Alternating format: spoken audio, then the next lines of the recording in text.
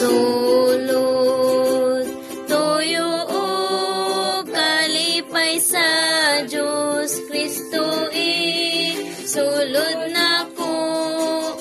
Di dayag nga pagbuhat, kundi Kristong tanan ko.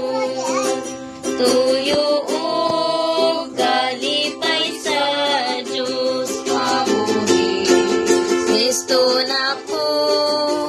Why nakitang batasan lang, kundi siyang nagbuhat.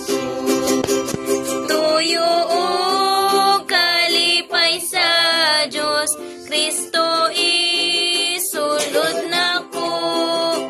Dili dayag nga pagbuhat, kundi Kristong tanan ko. Tuyo o Kalipay sa bakit ka diyan? Kristo ba? Ulman ako, di mga Porma ang sundon, kundi siyang